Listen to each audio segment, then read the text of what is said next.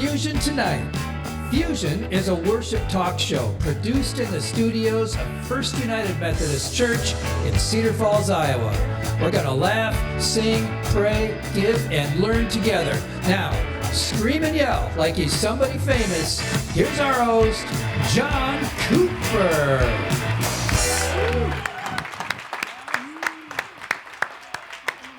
Hola, amigos. Welcome to Fusion Tonight. I'm your host, John Cooper. How are we doing tonight?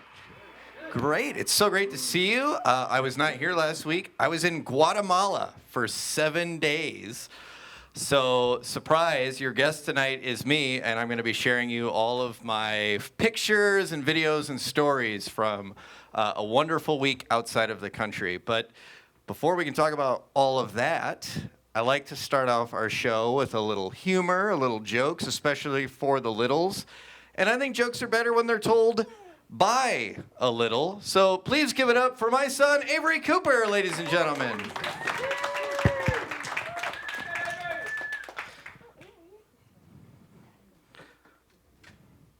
And just hold it right up there.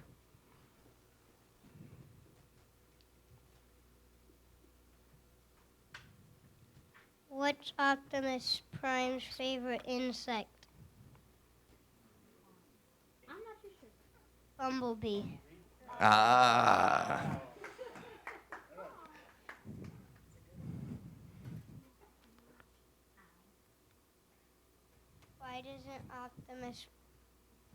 Why doesn't Optimus watch Disney Plus? He prefers Prime better.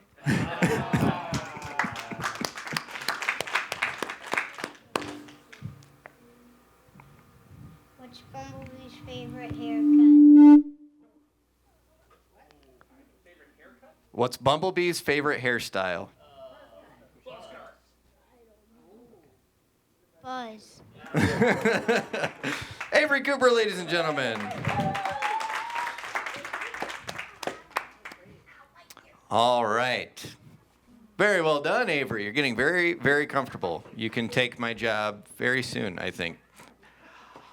All right. Well, because we are in church, we do a little church service-y type stuff. One of those things is our open mic time, which looks a lot like Joys and Concerns. So this is your chance to lift up anything on your heart and your mind, and then we'll gather all those prayers and we'll pray together. Yes, you with the fun boots. What do you got?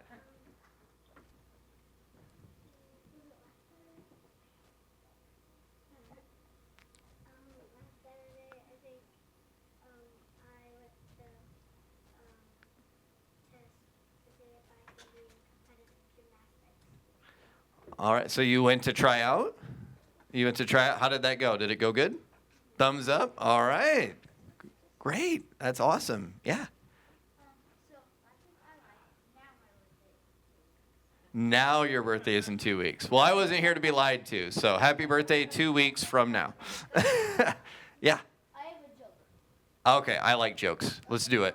Is it appropriate? It doesn't matter. We're not recording tonight. Go for it. What do you call a bear with no teeth? A gummy bear. Very well. Yes. Love it. Slade. About a month ago, I think I said that there was a podcast I was part of that got nominated for an award, and it won. Woo! Hey. All right. Award-winning voice actor Slade Hovick in the building. I did not get the award. Yeah, you were there. Just you. Hey, it might not be the whole piece of the pie, but some whipped cream. Just eat it, okay? Yeah. Another joke. Let's go.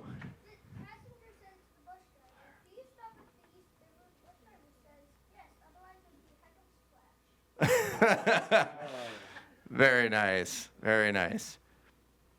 Anyone else? I have another joke. All right, this is your last joke. We've been safe so far. I'm getting nervous. What do you call a cow with no legs? What do you call a cow with no legs? Ground beef. Ground beef. All right. Love it. Prayer or a joke? Go for it. I already opened the door. Let's go. Who's there? Cow. Cow who?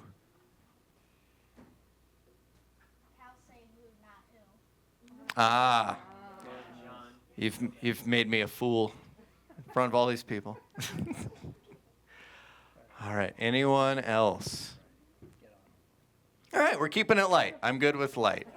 I'm good with keeping it light. If you'll all join me in a time of prayer.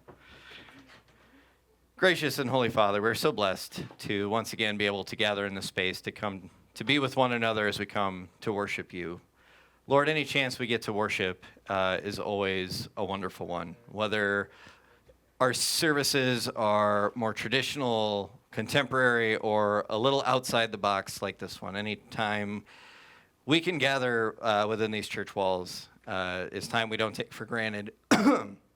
And we're grateful to be here tonight. And we're grateful for a really light, positive energy tonight. A lot of jokes, and it's always wonderful to laugh, especially with all of our youth, and to celebrate youth trying new things and getting ready to celebrate birthdays. And so tonight, we look around the church, and we have a small gathering up here because the youth are going to be preparing something wonderful for us to attend next week.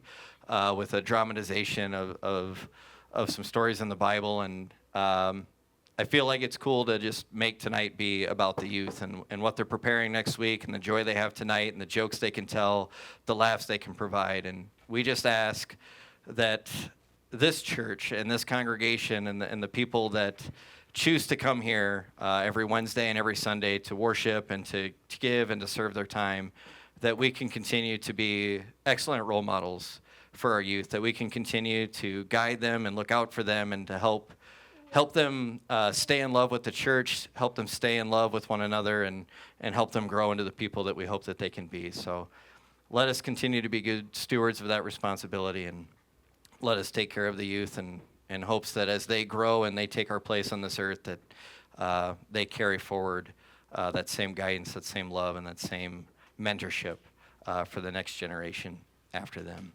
So, Lord, as we lift up all of these prayers, we do so with the prayer that your Son taught us, saying,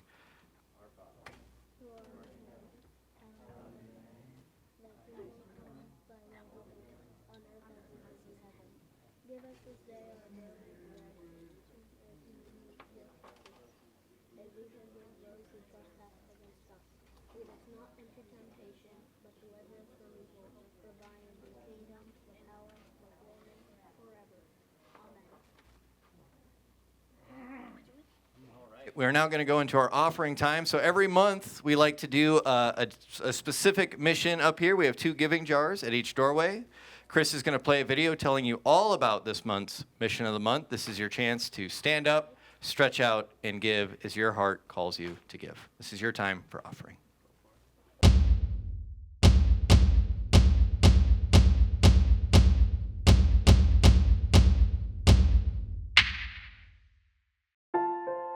When families go through tough times, the little ones suffer too.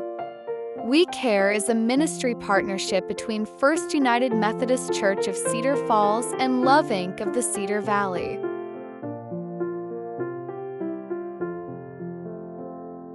We Care provides families in need with necessary supplies to care for their babies and toddlers. Things like blankets, onesies, bottles, diapers, baby wash, and baby lotion.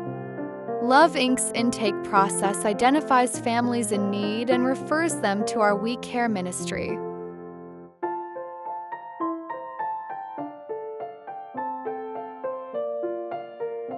Our We Care volunteers maintain inventory, fill orders, and meet client families as they pick up their supplies. You can help by becoming a We Care volunteer, or by shopping for baby supplies and bringing them to the church, or by a cash contribution which will be used to fill gaps in the We Care inventory. You may give by cash, check, or through our secure giving portal at aboutfirst.com/giving. We Care is our way of showing that we care about the little ones, and it is our mission of the month.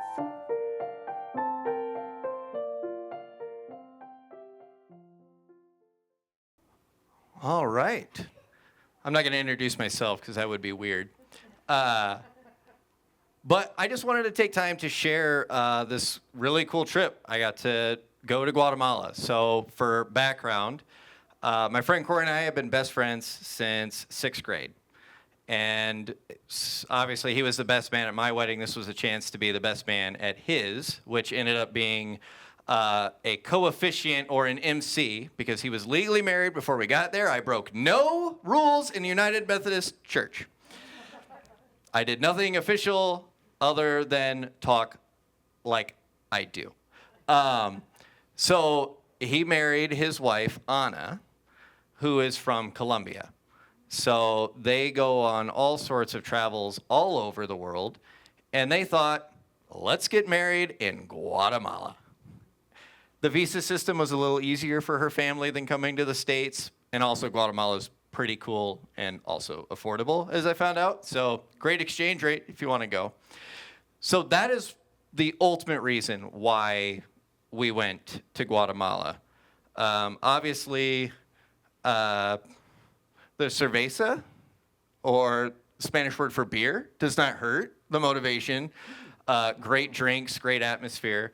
So where we spent the majority of our beginning of our trip was around this lake, Lake Atitlan. There is several little towns all around this lake. So we flew into Guatemala City, and we got on a bus with no air conditioning, and we drove 4 hours to get to this lake. We stayed at a town called San Lucas Tolaman. We stayed at this hotel, and the majority of the towns you want to go to, you got to go by boat. So we ended up working with a man named Lester the whole week. I can't say any of the lyrics up here, but if you're Lonely Island fans, if you're familiar with the song I'm on a Boat, Lester now also knows the song I'm on a Boat. He very much appreciated the song. So the majority of the vibe was very vacation-y, right? We were obviously there for the wedding, but the wedding is one day. We were there for 7. So the first day we got there, we took a boat to this town called San Juan. Incredible town. I mean, it's basically like a permanent farmer's market everywhere you go. They have umbrellas, they have bright colors, everything that you could ever possibly want to buy. And our goal the first night we were there was to go to this chocolate shop and make handmade Mayan chocolate. So this is Shayna, and when she's not speaking English to tell us how to make chocolate, she's speaking Mayan, not Spanish. And so we learned how to make chocolate. So we actually got to work with cacao, the beans, to get the beans out of the cacao seeds. You sort them by size, and then you roast them. So you got to sort them by size so they roast evenly. They'll pop like popcorn as they're cooking, and once you start getting that popcorn pop sound, you take them off the stove, and you'll peel the shells off. You put the shells in a bowl, and then you put the beans in another bowl. You take the beans, and then you grind them into paste, and then this is how you make your chocolate. You take the shells, and you boil them in water, and you make cacao tea, which is super rich in vitamin A and C, tastes delicious. And when I tell you that fresh chocolate straight from the bean, handmade, tasting totally different than anything here, it's mind-blowing. So we had something called the King's Drink, which was 70% cacao or 70% dark chocolate with vanilla and cinnamon, and incredible. I brought some home, not enough to share with you guys. I had to take care of my family first, so I do apologize. This is the lookout from the balcony of the resort we were at in San Lucas Tolaman. So we were obviously in a pretty touristy area, but I showed pictures to Avery, and he thought I was in Hawaii, and I might as well have been. So this is where we spent the first couple of days. So a lot of the backdrop, you have mountains, and I don't have a good picture of it, but there's one mountain. If anyone's familiar with the story of the Little Prince that goes into space and the snake, there is a mountain that is the same shape as that snake, and it's fascinating. So everywhere you travel, you're going across that lake, and it takes about 35 to 40 minutes to get to the other towns. And if you're familiar with boating in America, you have things called no-wake zones and slow zones. You get in a boat in Guatemala, and it's full throttle the second you go. And they killed the motor at the last second, and they dock perfectly every time. I've never seen anything like it. It's fascinating. But this was the majority of my view. I did get a picture. So you see that mountain on the right side. If you're familiar with The Little Prince, they say that that mountain is the snake from that story, which was like a fun little local story they like to tell. And so every day when we're going to towns, this is the view that we get. So I was very much spoiled. This was a day in a town called San Pedro. Lots of beautiful lookouts all over the city. So my friend Corey married Anna Gabrielle. Anna Gabrielle's best friend was Anna Maria. Her other best friend on this trip was Anna Isabel. So Corey hung out with Anna Gabrielle, and I hung out with Anna Dos and Tres. And that's how we spent the majority of the trip. Another fun fact, Anna's dad is Miguel, Anna's brother is Miguel Jose, and Anna's nephew is Jose Miguel. So they have a very limited book of names to choose from. So lots of Miguels, lots of Annas, lots of Spanish. I did my best. I learned quite a bit in a week, not near enough, but so this was a day with the Annas in San Pedro. I have double picture there for some reason. I just like my wings. Very huge church presence in Guatemala. Obviously very, very Catholic. So a lot of more graphic scenes on some of the crucifixion and things like that. But when you go to their churches, they're incredible. They're huge. They're just wild. And they're all open, obviously. They're very well attended. You hear the church bells. We were in San Pedro on a Sunday, and then you hear the church bells when it's time for Mass. I enjoyed, I'm with an adult crowd. I enjoyed finding not white Jesus in Guatemala. So here's Jesus Resucitado, Jesus Resurrection. So they're very big on a lot of the imagery, I noticed, in Guatemala. A lot of statues like this behind glass representing all the figures, not just pictures, but actual figures. This is one of the lookouts from San Pedro. So like you just get such incredible views over the lake, over the city. I was white in this picture. I was very burned by the time we got home. This was the day before the wedding. Very irresponsible to not wear sunscreen the day before a wedding. But they just have all sorts of ways for you to get the right shots on your Instagram, which I very much appreciated. Shots with the Guatemalan flag.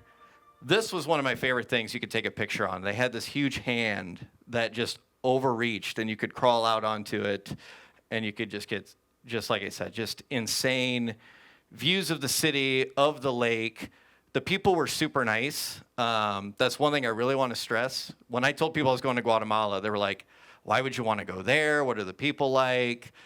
People have a lot of opinions on other cultures and other countries that are founded in what they read online or what they hear from other people. And like being out there and meeting people and having them be as helpful as they were and learning the language and navigating the city, they're just like us. The only thing that's different, they have different environments around them. They have different weather, different economic circumstances, obviously. But I can't stress enough that from the human condition, from the human nature, they're no different than you or I. They're just trying to connect with people and to make a living and to really take care of where they call home. And it was just incredible to be around so many people. This is one of their famous things. They call this the Mayan face. Mayan culture is very big in Guatemala, and especially in the mountains and everything. And like I said, again, all of the fun photos you could possibly take to just really appreciate just kind of the natural outlines of the mountains around you. This is a map that kind of shows the lake that we were on. Where were we? So this is San Juan and San Pedro, where I was visiting in the pictures, and then San Lucas Talaman is here. So we'd have to take a boat all the way across the lake every day. And the same if you wanted to go to any of the other towns, just to check out all of the local shops and everything that you could buy. Anyone know what this is called? This is called a tuk-tuk. This is a 3-seater taxi that you zip around in the city. And when I say zip around, I mean you zip around. Everything is tight. There are no speed limits. There's speed bumps. There are no speed limits. You go around a corner and you honk and you hope the person coming around the other way hears you and you make it work. Rules are made up. Time is made up. If they say you're going to get somewhere in 2 hours, plan on 4. Nobody's in a rush to get anywhere. Everything's made up. You're just there, out there doing your thing, and don't be in a hurry to do much of anything. This was a picture of the room I had at San Lucas Talamon. When we were on the lake, I found out, because Ana Maria found out, Lake Atatlan and the jungles of Guatemala, the 2 biggest hotspots for scorpions. Yes. So they found one in their suitcase, and then it found Jesus shortly after. But I then had to check my shoes every time I went back into my room because scorpions are very prevalent around the lake. This was the big day. This is Corey and Anna getting married. We did a really nice bilingual ceremony because none of her family speaks English. So Ana Maria is behind Anna in this photo, but we did the whole ceremony English to Spanish, Spanish to English, and then they gave their vows to each other in the other's native language, which was very cool. So very cool day. Once we were done in San Lucas Talamon, it was time to go to the city of Antigua. Before we got to Antigua, we stopped in a place called Tecpan, and we went to real ancient Mayan ruins. So this was one of many pictures I took. Because of time constraints, I can't show you an entire album. I really enjoyed the Mayan ruins. We had a guide who is of Mayan descent that walked us through. And I think one of the most profound things for me being at the Mayan ruins was learning about their culture. One, the guy did not like Mel Gibson. Apocalypto is not a representative, is not the true story of the Mayan cultures. They never sacrificed humans. They were not violent. Any animal sacrifices led to them eating the animals. But he talked a lot about higher power, right? So it was interesting that everything the Mayans believed about energies and a higher power, stewarding the land, from the ground we come and the ground we return. Everything was just parallel to everything we believe in the Christian faith. They just don't call it that. But they had a huge belief in that we all have a soul. They have a huge belief that you have to love yourself to love another. They have a huge belief that we are better connected and in community. They have a huge belief that every living thing has an energy about it, has a soul about it, and that we have a responsibility to care for every living organism on this planet. We have to take care of our planet. We have to take care of each other. We have to take care of the things that have been provided to us from this higher being that they cannot explain.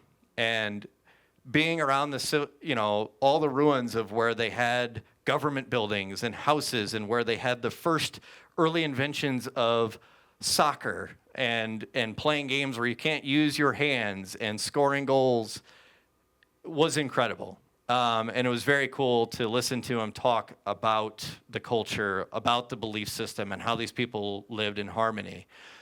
There was a different Mayan civilization that was in the jungles of Guatemala, and it collapsed because they ran out of resources, because they weren't good stewards. They depleted everything, and then once things were scarce, they turned on each other, and their society collapsed. This was an example of a Mayan civilization that lasted much, much longer. The name of it was kimchi. It's like XI something, but it was kimchi. And this was an example of a civilization that lasted much longer because they had a different relationship with one another, with the land and with their resources. So I wanted to share that because it was just very eye-opening to see that. This beautiful place is in Antigua. I want somebody to guess where this beautiful place is. If you guessed Starbucks, congratulations. Guatemalans build cathedrals to American food. We take for granted how amazing Starbucks is, apparently. They have a whole courtyard dedicated to Starbucks coffee. But I will say, I don't like black coffee.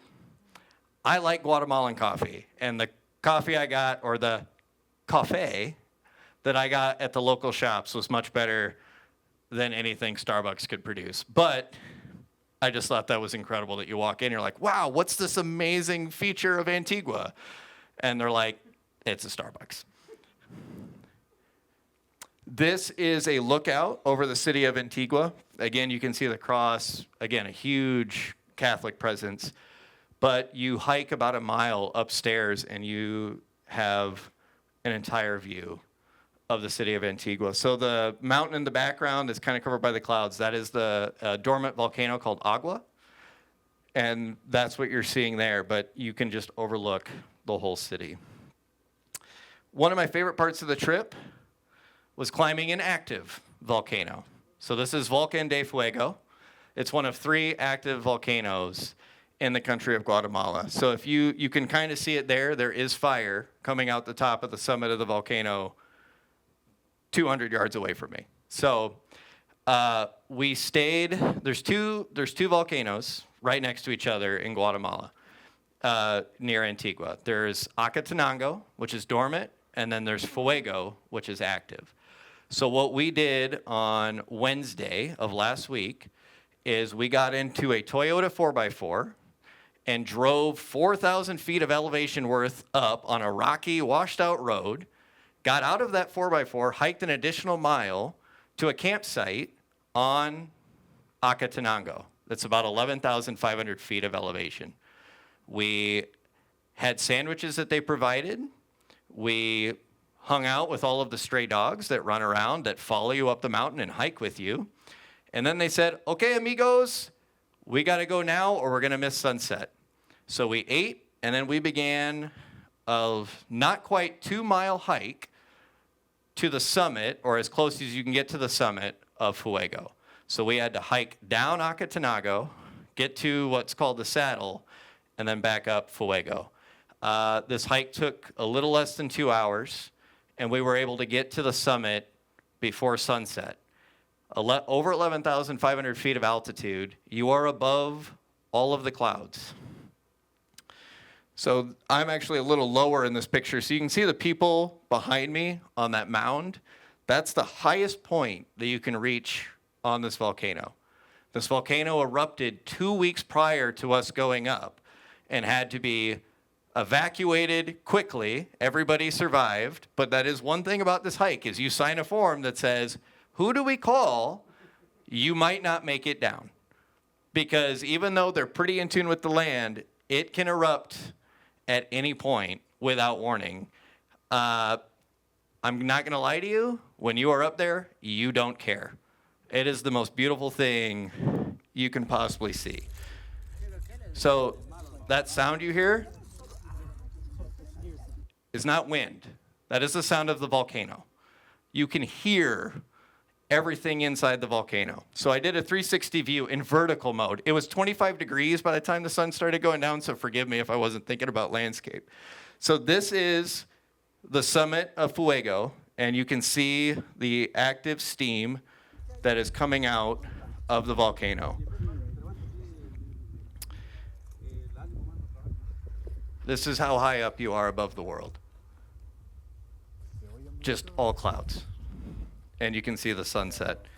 This mountain here is Acatenango. So these lights on the right side, that's our campsite.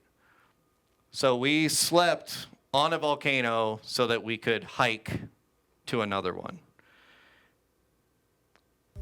And then as the video finishes, off in the distance, barely peeking out, is Agua. So that photo I showed you from Antigua, where it looked so big, is all the way over there.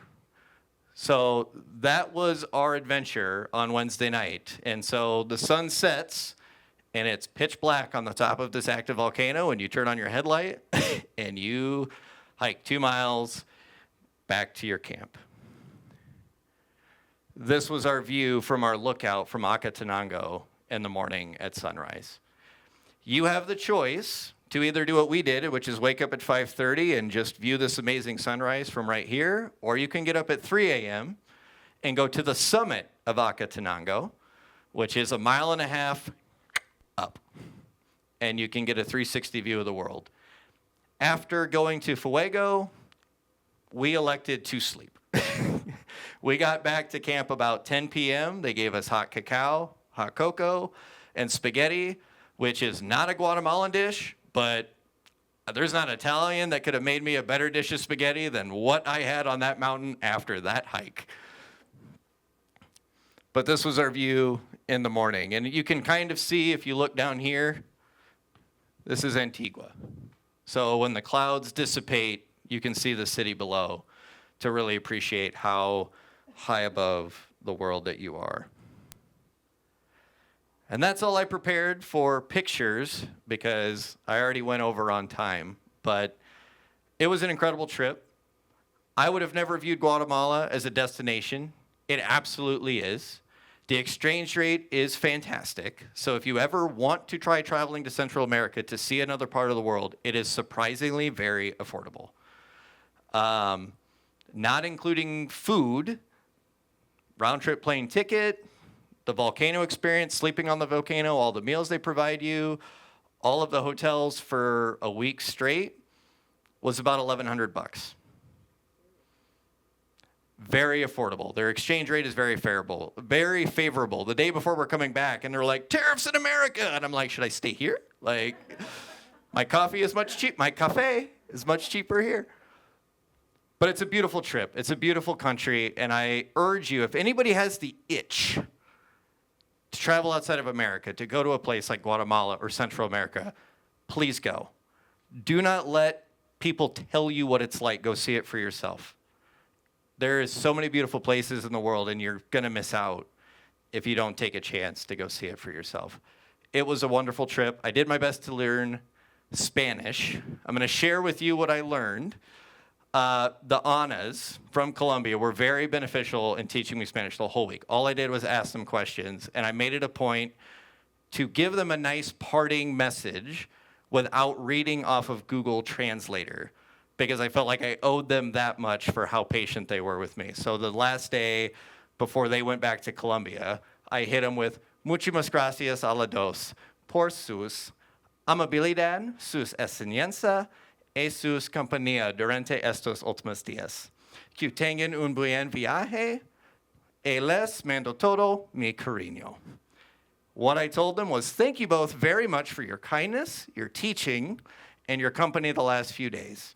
Have a safe trip, and I send you my love. I will never forget those words. And I'm actually taking Spanish every day.